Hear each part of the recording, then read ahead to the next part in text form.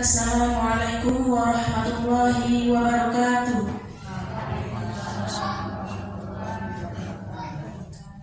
Alhamdulillahirabbil alamin. Assalatu wassalamu ala asyrofil anbiya'i wal mursalin wa ala alihi wa sahbihi ajma'in. Amma ba'du.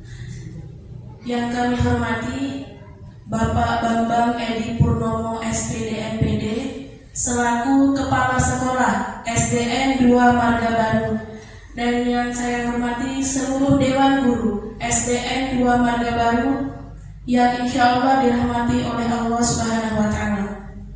Amin ya rabbal alamin. Puji syukur kehadirat Allah Subhanahu wa Ta'ala karena pada siang hari ini alhamdulillah kita semua masih diberikan nikmat kesehatan serta nikmat kesempatan sehingga kita dapat berkumpul di ruangan kelas 6 ini dalam keadaan sehat walafiat, tidak kurang suatu apapun. Salawat beserta salam senantiasa kita sampaikan kepada Nabi besar Muhammad sallallahu alaihi wasallam beserta keluarga, sahabat dan pengikutnya hingga akhir zaman. Baiklah, mungkin langsung saja.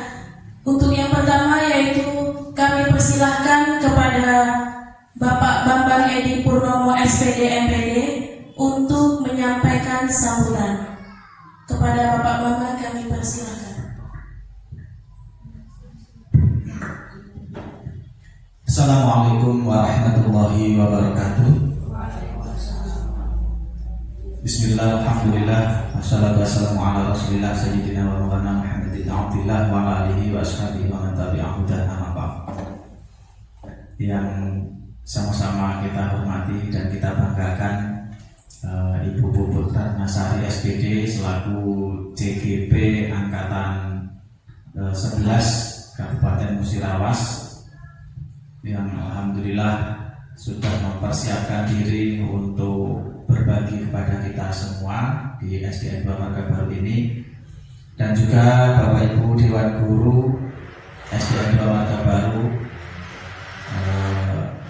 yang meskipun dalam keadaan panas siang hari ini masih semangat dalam mengikuti kegiatan di sekolah ini, terutama dalam rangka mendukung atas kerja kerasnya atau usaha dari CGP di SDN 2 Marga Baru ini, yaitu Ibu Puput Ratnasari SPD. Alhamdulillah Bapak Ibu masih semangat, sehat semua, dan semoga kita semua mendapatkan manfaat dari acara yang akan kita laksanakan pada siang hari ini.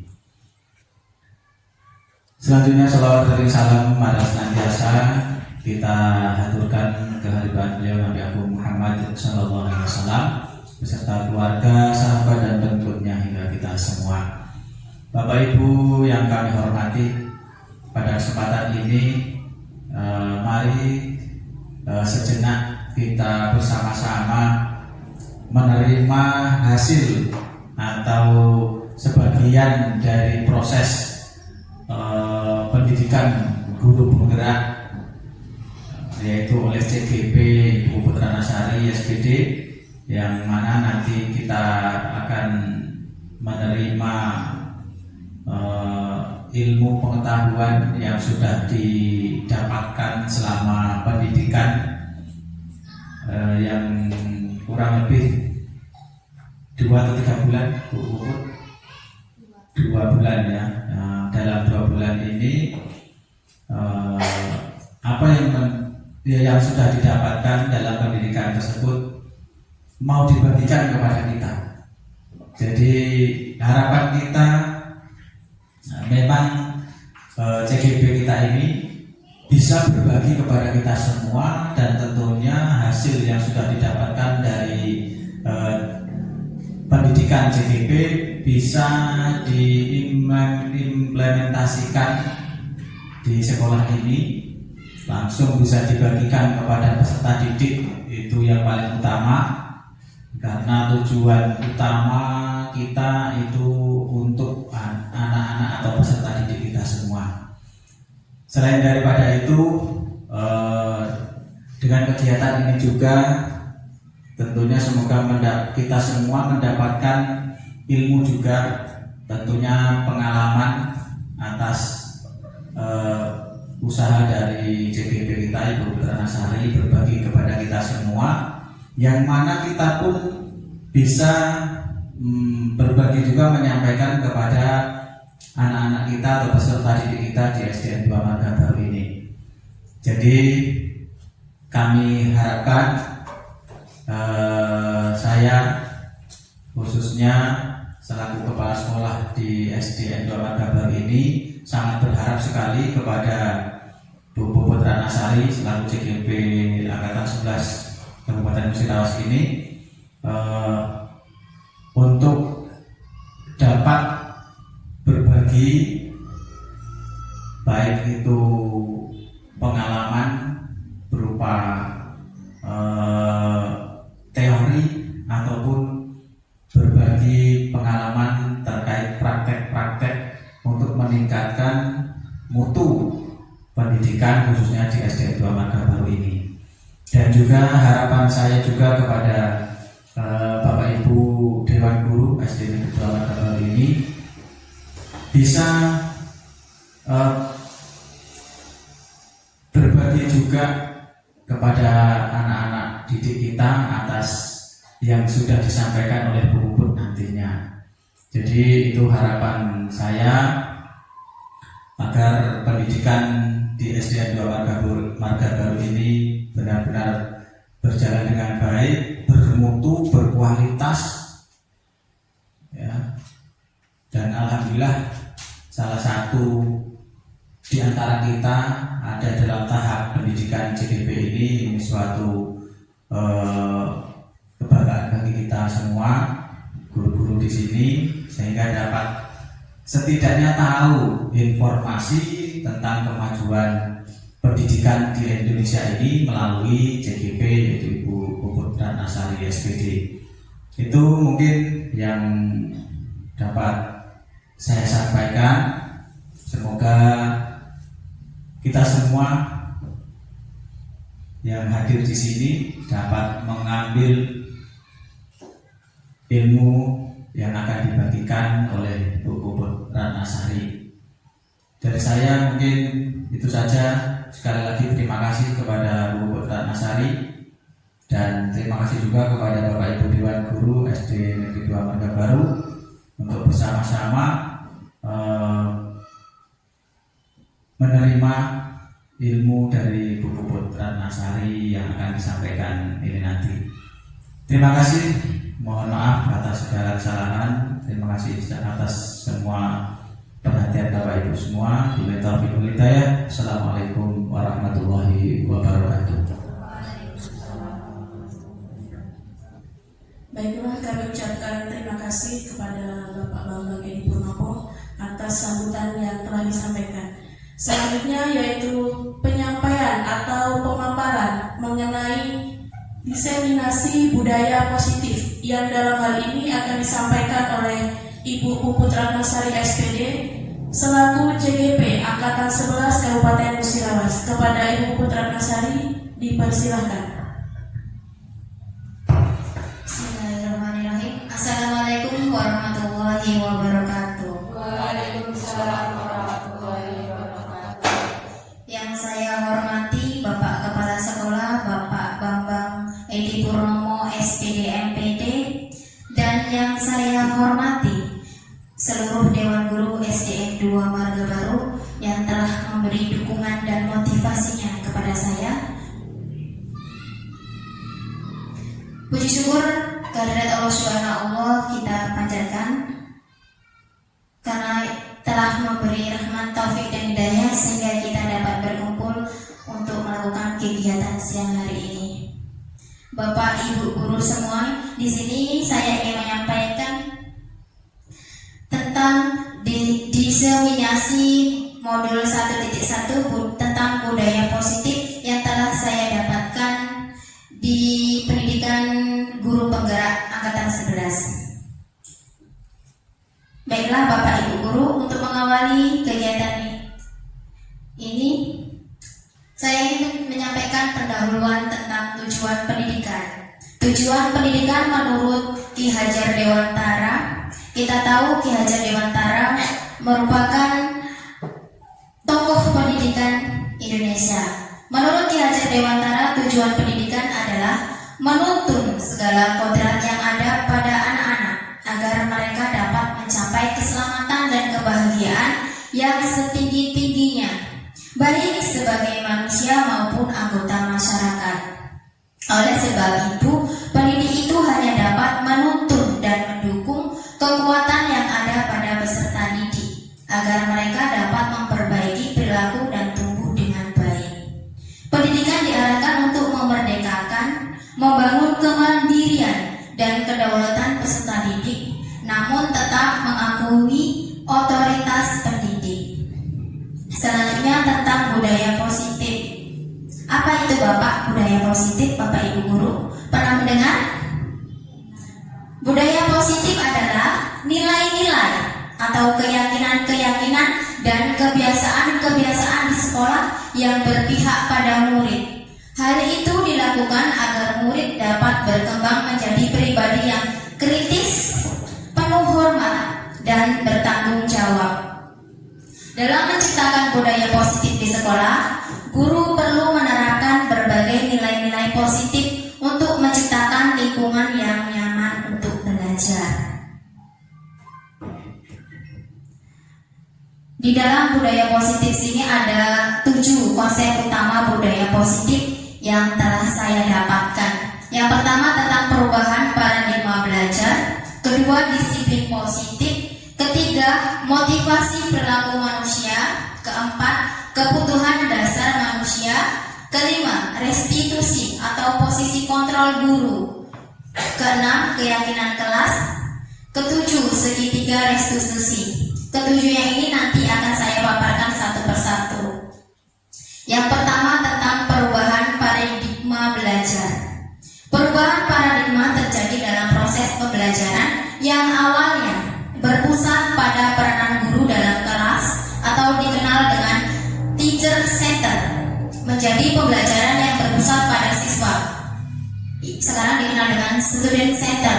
Diharapkan mampu mendorong siswa untuk terlibat secara aktif dalam membangun pengetahuan, sikap dan perilaku melalui proses pembelajaran dengan keterlibatan aktif siswa ini.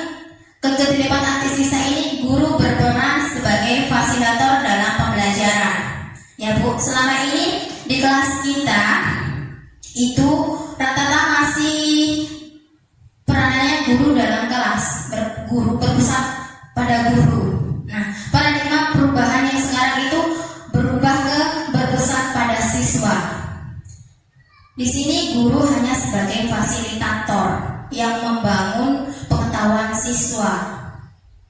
Dalam proses pembelajaran yang berpusat pada siswa, maka siswa memperoleh kesempatan dan fasilitasi untuk membangun sendiri pengetahuannya, sehingga mereka akan memperoleh pemahaman yang mendalam dan pada akhirnya dapat meningkatkan mutu kualitas siswa. Ini yang perlu kita rubah. Guru itu selanjutnya di dalam kelas menuntun, mendorong pengetahuan siswa, bukan siswa yang menuruti guru. Selanjutnya tentang disiplin positif. Langkah awal dalam menumbuhkan budaya positif di sekolah yakni menerapkan disiplin positif. Sudahkah Bapak Ibu di kelasnya masing-masing menerapkan disiplin positif? Insya Allah sudah ya Bu ya, harus sudah. Disiplin positif adalah kemampuan memerintah diri sendiri dalam mengontrol dan menguasai diri untuk memilih tindakan yang mengacu pada nilai-nilai yang kita hargai dengan penuh tanggung jawab atau tanpa diperintah. Disiplin positif itu mengajarkan anak bertanggung jawab. Segala sesuatunya tanpa kita perintah, anak itu sudah memiliki kesadaran sendiri. Nilai-nilai yang kita hargai adalah nilai kebajikan atau sifat positif manusia yang merupakan tujuan mulia yang ingin dicapai setiap individu, yaitu nilai-nilai dalam profil pelajar Pancasila. Selanjutnya tentang motivasi perilaku manusia. motivasi menjelaskan bahwa ada 3 hal yang membuat seseorang bertindak, yaitu yang pertama untuk menghindari hukuman atau ketidaknyamanan. Yang kedua, untuk mendapatkan imbalan atau penghargaan dari orang lain. Yang ketiga, untuk menjadi orang yang mereka inginkan dan menghargai diri sendiri dengan nilai-nilai yang mereka percaya. Kira-kira Bapak Ibu guru di kelas kita, kira-kira motivasi apa sih yang sering dilakukan oleh peserta didik kita?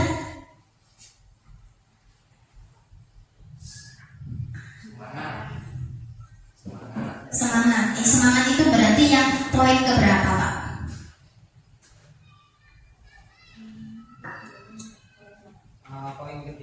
Poin ketiga ya, untuk menjadi orang yang mereka inginkan, semangat dalam diri, Pak ya. Nah, guru harus memahami ketiga motivasi ini karena murid juga pasti memiliki motivasi ini. Kita juga sebagai guru pasti memiliki motivasi ya, Bu ya. Maka jika itu motivasi di poin 1 dan 2, masih di tahap motivasi intrinsik atau motivasi dari luar. Maka jika motivasi yang ketiga adalah hal yang muncul dari dalam diri siswa, maka motivasi pada poin ketiga inilah yang harus kita kembangkan dan tumbuhkan pada diri kita atau siswa kita. Selanjutnya ada kebutuhan dasar manusia. Ya, kita manusia itu memiliki kebutuhan. Dalam ilmu psikologi, kebutuhan dasar manusia sangat mempengaruhi karakter, perilaku, dan tindakan seseorang. Kebutuhan dasar manusia dapat diartikan sebagai unsur-unsur yang diperlukan manusia untuk mempertahankan keseimbangan fisiologis dan psikologisnya.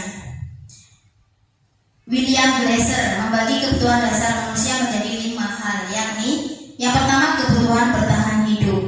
Bapak Ibu, ada yang ingin memberi pemahaman apa sih kebutuhan bertahan hidup itu?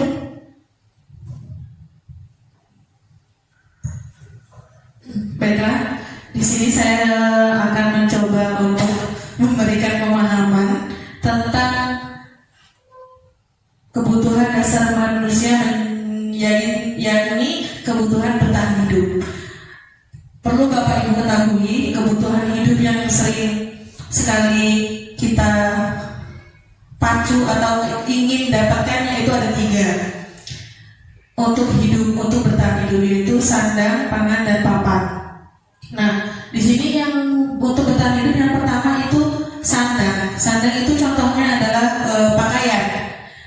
Bertahan hidup dengan cara memperoleh pakaian yang akan mereka gunakan setiap harinya. Yang kedua yaitu papan atau tempat tinggal, rumah. Karena kalau bertahan hidup tanpa apabila nutrisi dalam tubuh kita terpenuhi, insya Allah kebutuhan bertahan hidup itu akan lebih mudah kita gapai. Terima kasih. Ya, terima kasih. Betul banget, betul sekali Ibu Devita. Kebutuhan bertahan hidup manusia itu ada 3, sandang, papan, dan pangan. Yang kedua, kebutuhan akan kasih sayang dan rasa diterima. Yang ketiga, kebebasan. Keempat, kesenangan, dan kelima, penguasaan. Nah, Bapak Ibu, untuk meningkatkan pemahaman kita tentang kebutuhan dasar manusia, saya ingin mengajak Ibu berlatih tentang kebutuhan dasar manusia. Sebutkan kebutuhan apa yang sedang berusaha dipenuhi oleh anak-anak ini. Dari cerita Dinda. Dinda seorang anak kelas 3 SD. Begitu tiba di rumah sepulang dari sekolah, menangis dan mengadu pada ibunya bahwa dia benci pada Ibu Rani, gurunya. Menurut Anda, menurut Bapak Ibu, kebutuhan apa yang berusaha dipenuhi oleh Dinda jika jawabannya seperti ini? Yang pertama, Ibu guru bilang aku tidak boleh bersenandung sewaktu mengerjakan tugas. Katanya kelas harus tenang, tidak ada suara. Kan gak seru jadinya. Nah, kira-kira ketika Dinda berkata seperti itu, kebutuhan apa yang ingin diperoleh oleh Dinda? Yang pertama, apakah kesenangan? Yang kedua, cinta dan kasih sayang, atau penguasaan, atau kebebasan?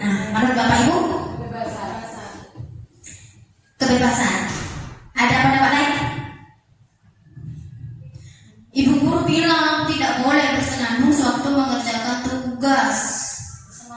Ya, dia itu suka bersenandung di dalam kelas. Ya, menurut Bapak Ibu?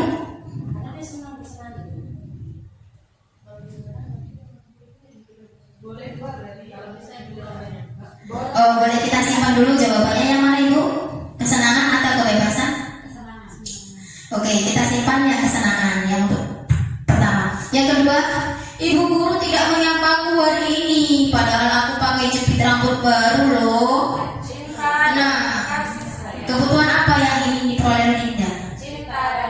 Oke, kita simpan cinta dan kasih sayang. Yang ketiga, aku sebel gambarku tidak rapi, malah ibu guru nunjukin ke teman-temanku di depan kelas. Nah, kira-kira kebutuhan apa Bu? Bapak?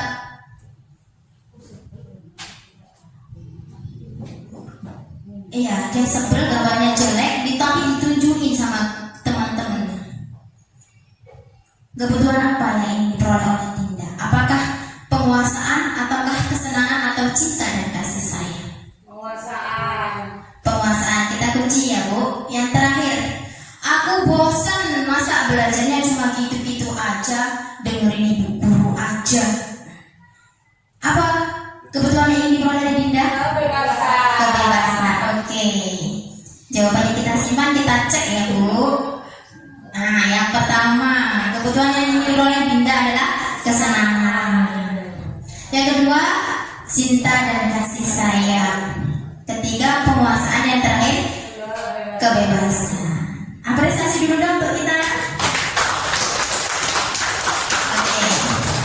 Terima kasih Bapak Ibu guru hebat. Selanjutnya, yang kelima, posisi kontrol atau restitusi. Posisi kontrol guru mencakup bagaimana guru mengelola kelas dan memberikan dukungan kepada murid. Posisi kontrol guru ada 5. Yang pertama, sebagai pemberi hukum. Kedua, pembuat rasa bersalah. Yang ketiga, sebagai teman. Yang keempat, sebagai memantau. Dan yang terakhir, sebagai manajer. Kedudukan yang harus guru lakukan sebaiknya sebagai manajer, karena guru berbuat sesuatu dan mempertanggungjawabkan perilakunya dan mendukung murid agar dapat menemukan solusi atas permasalahannya sendiri. Bapak Ibu, dari posisi kontrol guru ini kita dapat merefleksikan bagaimana sih kemarin kita itu menjadi guru, apa sih posisi kontrol yang kita terapkan dulu-dulu itu? Apakah sudah sebagai manajer atau malah masih sebagai pemberi hukuman? Nah, di sini kita dapat merefleksikan bagaimana kedepannya yang harus kita perbaiki. Karena di sini ya hampir seluruhnya ya guru itu sebagai pemberi hukuman, termasuk saya dulu. Nah, dari sini, dari pendidikan JGP ini memberi wawasan kepada kita bahwa kontrol guru yang memberi hukuman, membuat rasa bersalah, itu yang harus kita rubah itu Bapak. Posisi kontrol itu tidak baik kita terapkan kepada peserta didik, karena nantinya akan memberi dampak yang kita nggak tahu dampak buruk atau positifnya. Selanjutnya, nah ini di sini ada penjelasan tentang 5 posisi kontrol restitusi. Yang sebagai penghukum itu seperti apa? Teman, pemantau, manajer.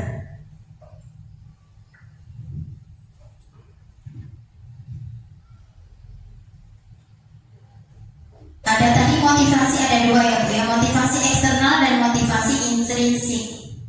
Yang ingin kita belajar tentang apa itu hukuman, konsekuensi, dan restitusi. Pada hukuman itu terjadi pada identitas gagal, sedangkan identitas sukses itu yang kita nanti terapkan pada disiplin, itu terjadi pada konsekuensi dan restitusi. Pada hukuman akan terjadi murid atau anak belajar menyembunyikan kesalahan. Jika posisi kontrol kita sebagai penghukum, siswa itu akan merasa takut kan? Kalau takut pasti dia akan menyembunyikan kesalahannya. Nah, ini nanti akan kita rubah. Yang kedua, mencoba mengontrol anak dengan penguatan negatif. Ya, biasanya kalau kita menghukum, yang kita anggap baik belum tentu itu baik buat siswa. Dampak pada murid. Nah, murid ini nanti akan merasa marah, merasa bersalah, rendah diri, bahkan nanti bisa mereka itu mengasingkan diri. Dan konsekuensi di sini mencoba mengontrol anak dengan penguatan positif. Nah, yang baik nanti kita akan belajar tentang restitusi. Pada tahap restitusi ini murid atau anak belajar memecahkan masalah. Anak paham bahwa dirinya sendiri yang akan memegang kendali atau kontrol. Selanjutnya Bapak Ibu, nah untuk memahami kita tentang hukuman atau konsekuensi, saya ingin mengajak Bapak Ibu berlatih perbedaan antara hukuman atau konsekuensi. Yang pertama, lari mengelilingi lapangan 2 kali karena datang terlambat ke sekolah. Apakah hukuman atau konsekuensi?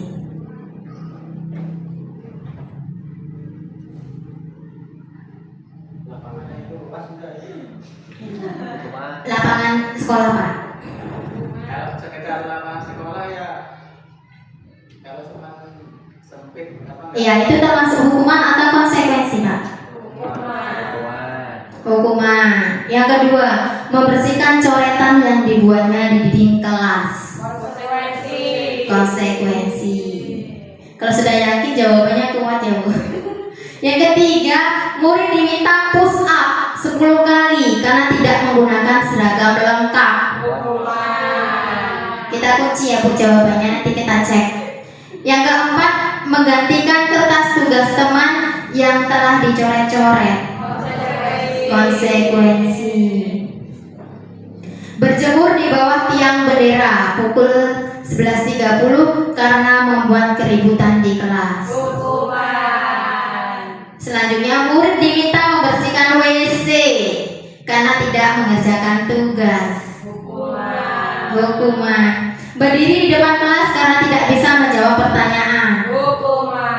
Baik, sudah kita kunci jawabannya, kita cek Bapak Ibu. Ya, yang pertama, lari mengelilingi lapangan 2 kali yaitu hukuman.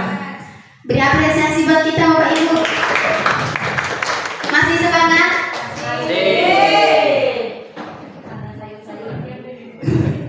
Oke, untuk semangat coba Bapak Ibu tepuk semangat.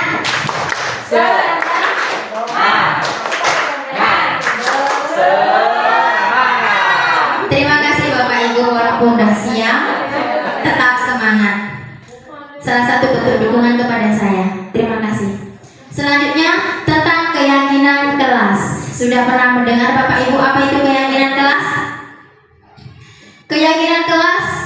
Keyakinan adalah nilai-nilai kebaikan atau prinsip yang disepakati bersama. Adapun yang dimaksud dengan keyakinan kelas yaitu seperangkat aturan kelas yang telah disepakati bersama. Dengan membuat keyakinan kelas, siswa akan lebih bersemangat untuk melaksanakan prinsip atau nilai-nilai yang mereka buat. Keyakinan kelas mencerminkan nilai-nilai positif yang ingin dibudayakan dalam kelas. Ini termasuk pentingnya kerjasama, tanggung jawab, dan integritas. Guru perlu membangun keyakinan ini melalui tindakan dan contoh yang konsisten. Apakah Bapak Ibu guru sudah menerapkan di kelasnya masing-masing?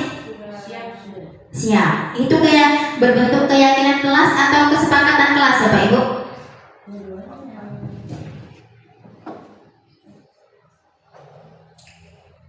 Kalau kesepakatan kelas itu tindakan-tindakan yang kita sepakati, sedangkan keyakinan itu nilainya Bapak Ibu guru. Misalnya kalau kesepakatan kelas kita datang ke sekolah tepat waktu, itu keyakinan kelas, nilainya yang ingin kita peroleh dari situ. Kira-kira nilainya apa Pak? Kalau datang ke sekolah tepat waktu? Iya, disiplin. Selanjutnya pembentukan keyakinan kelas. Keyakinan kelas bersifat lebih abstrak daripada peraturan yang lebih rinci dan konkret. Beda lagi dengan peraturan Bapak Ibu. Kalau peraturan biasanya tidak boleh datang terlambat, tidak boleh pakai sepatu putih. Beda lagi dengan keyakinan kelas dan kesepakatan kelas. Keyakinan kelas berupa pernyataan universal. Pernyataan keyakinan kelas dibuat dalam bentuk positif. Contohnya disiplin, jujur, bertanggung jawab. Apalagi Bapak Ibu? Gotong royong. Ya, dan lain-lain. Keyakinan kelas hendaknya tidak terlalu banyak sehingga mudah diingat dan dipahami. Nah, dalam membuat keyakinan kelas kita jangan terlalu banyak-banyak Bapak Ibu guru. Takutnya anak nanti nggak mampu mengingatnya. Sedangkan di disiplin aja itu satu keyakinan kelas, tapi banyak loh dari disiplin itu nanti kesepakatannya akan kita buat. Contohnya dari disiplin itu satu, tidak datang tepat waktu, mengerjakan tugas tepat waktu, ya kan? Banyak nanti yang akan kita gali dari keyakinan tersebut. Keyakinan kelas sebaiknya sesuatu yang dapat diterapkan di lingkungan tersebut. Semua warga kelas ikut berkontribusi dalam pembuatan keyakinan kelas lewat kegiatan curah pendapat. Nah, sebaiknya kesepakatan atau keyakinan kelas itu dibuat bersama-sama dengan peserta didik. Kita musyawarah dulu bersama-sama. Kira-kira apa pendapat peserta didik itu kita tampung semuanya. Dan nantinya kita musyawarahkan mana yang akan kita sepakati. Nah, selanjutnya bersedia meninjau kembali keyakinan kelas dari waktu ke waktu.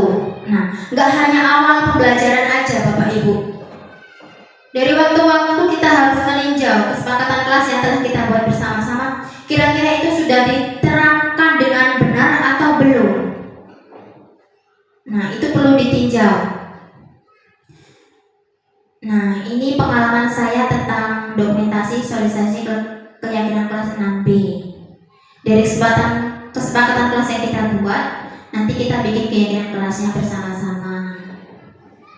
Nah, ini penerapannya. Berbaris di depan kelas sebelum masuk kelas, berdoa sebelum belajar, mendengarkan guru, itu saling menghargai ya Bapak Ibu. Selanjutnya menjaga kebersihan kelas, berpakaiannya rapi dan sopan. Nah, selanjutnya yang akan saya paparkan tentang segitiga restitusi.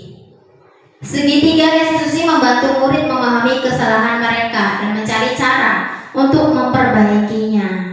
Nah, ini nantinya yang akan kita terapkan. Segitiga restitusi.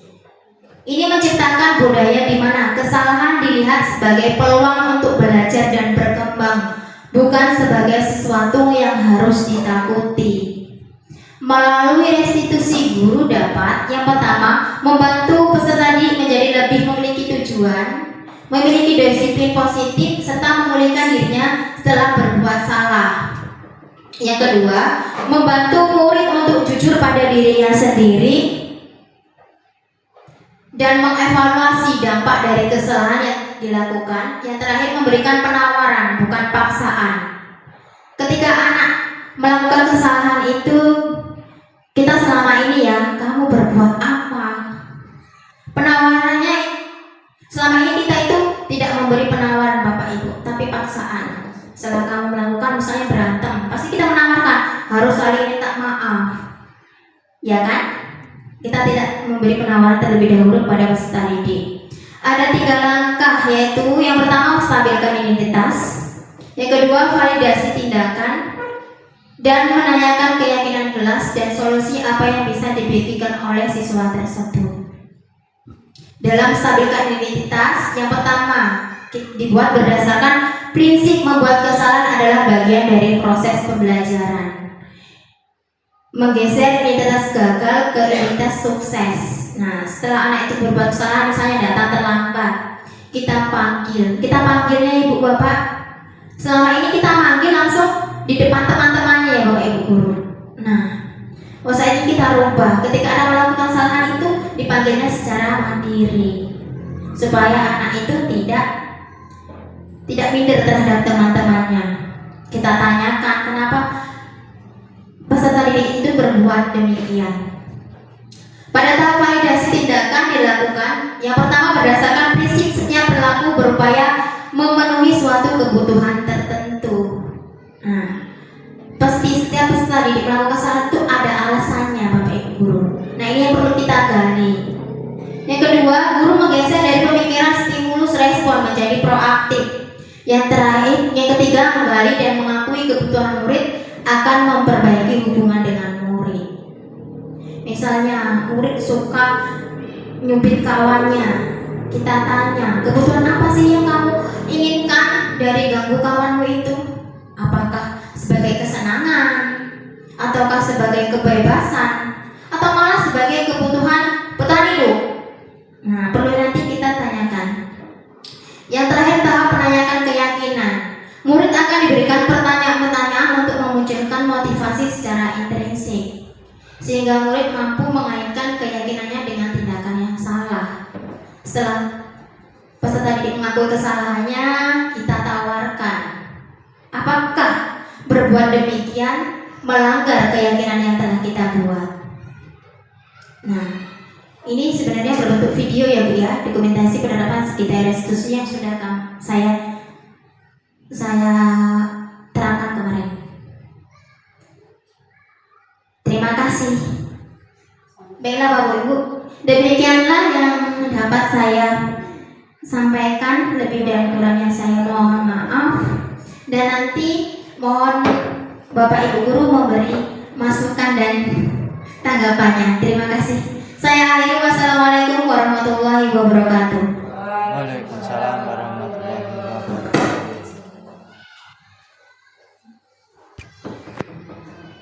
Baiklah, itulah tadi penyampaian dan pemaparan mengenai diseminasi budaya positif yang telah disampaikan oleh Ibu Puput Ratnasari SPD.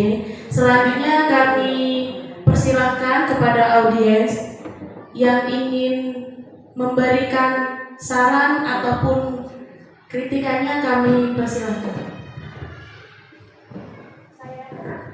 Baiklah, kepada Bu Devita kami persilahkan.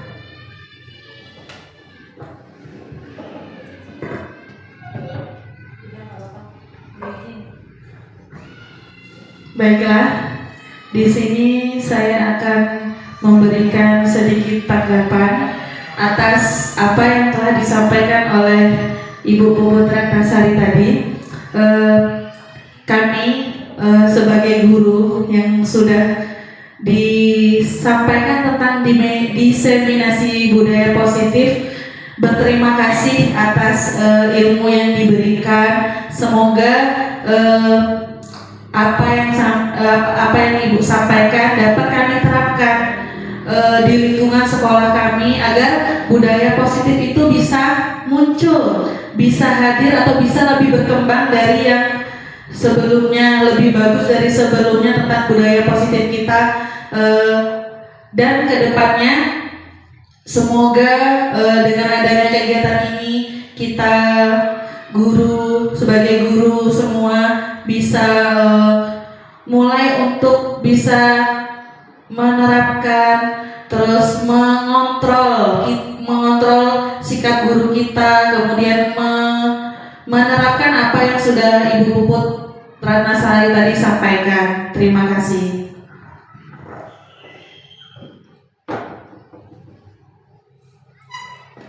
Baiklah, kami ucapkan terima kasih kepada Ibu Devita. Selanjutnya kami persilahkan untuk yang lain. Saya dulu ya, sedikit, nanti gantian Pak Yadi. Baik, terima kasih kami sampaikan kepada Bu CGP, Bu Puput Ratnasari SPD, yang sudah memaparkan, menjelaskan panjang lebar tentang diseminasi apa tadi? Budaya positif ya. Ya, ini budaya positif ini memang perlu kita budayakan di SD kita. Jadi kami berharap bukan hanya Bu Puput Ratnasari yang mempraktekkan budaya positif di SD sini, tetapi seluruh guru berusaha untuk menerapkan membudayakan budaya positif ini. Jadi sudah banyak disampaikan. Nah, itu sangat bagus sekali Bu Puput. Jadi ini memang perlu disampaikan kepada seluruh guru yang ada di SDN 2 Marga Baru. Karena apa? Itu juga nanti dampaknya di peserta didik SDN 2 Marga Baru semuanya. Dan itu semua guru memang perlu untuk mempraktekkan hal ini. Tidak hanya Bu Puput Ratnasari saja yang mempraktekannya. Saya kira tidak akan bisa kalau hanya satu orang guru, tetapi ini harus memang kerjasama seluruh guru SDN 2 Marga Baru ini bisa mempraktekkan budaya positif itu. Seperti contohnya tadi seperti contoh yang seperti soal-soal tadi, ini termasuk hukuman atau konsekuensi. Nah itu kita memang harus bisa membedakan, itu. Oh ini termasuk hukuman, ini termasuk konsekuensi. Nah, jadi itu kita harus tahu juga supaya ketika menerapkan di peserta didik itu bisa maksudnya sama antara guru satu sama guru yang lain untuk anak di peserta didik itu. Nah itu, jadi ini harapan saya selaku kepala sekolah sini, mengharapkan sekali untuk seluruh guru dapat menerapkan budaya positif itu. Terima kasih. Kemudian kepada Pak Yandi yang mau menyampaikan ininya tadi, silakan. Baiklah, kepada Pak Yandi kami persilakan. Baik, terima kasih atas waktunya yang diberikan oleh narasumber kita. Saya ingin menyampaikan tanggapan saya mengenai pemaparan diseminasi dari calon guru penggerak Angkatan 11 Kabupaten Musrawa, Bu Puput Ratnasari. Di sini saya ingin menyampaikan tanggapan mengenai penjelasan 7 poin tentang proses pembelajaran yang disampaikan oleh Bu Puput. Tadi saya sangat setuju karena untuk pembelajaran yang merdeka, Bu Puput sudah mengingatkan kepada kita semua mengenai cara kita mengajar. Kita tidak hanya berpatokan kepada buku ya Bapak Ibu. Bu Puput tadi sudah menjelaskan bahwasanya kita menciptakan pembelajaran sesuai kebutuhan anak, bukan sesuai tingkat kelas, yang merujuk kepada pembelajaran berdiferensiasi, berpihak kepada peserta didik. Selanjutnya kontrol guru tadi sangat menjadi pengingat, khususnya saya sendiri. Soalnya kita guru itu harus bisa memberikan contoh yang baik. Dari kegiatan seperti ini akan lebih memberikan motivasi kita kepada motivasi Bapak Ibu guru dan mempunyai pacuan untuk meningkatkan kompetensi, bukan hanya mencerdaskan peserta didik, tapi juga meningkatkan kompetensi seorang guru. Karena siswa yang berkualitas berasal dari guru yang berkualitas. Masukannya semoga ini yang didapat oleh Bu Puput bisa kita terapkan dengan baik dan bisa berkelanjutan, tidak sebatas pendidikan CGP ini selesai terus selesai. Hanya itu saja yang dapat saya sampaikan. Terima kasih banyak kepada calon CGP kita. Semoga kita dapat menyusul semua. Amin. Saya akhiri, wassalamualaikum warahmatullahi wabarakatuh. Waalaikumsalam.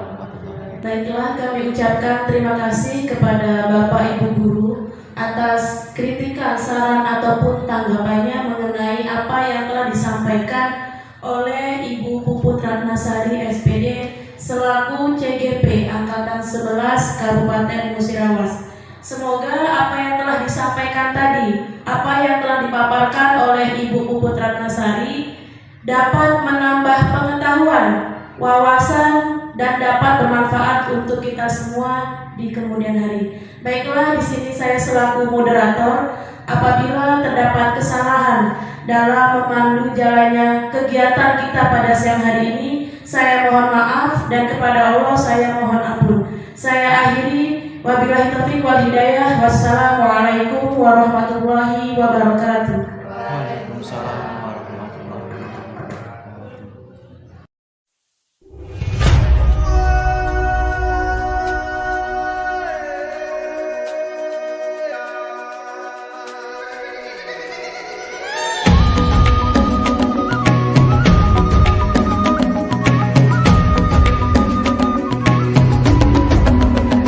Bangun dan bukalah matamu,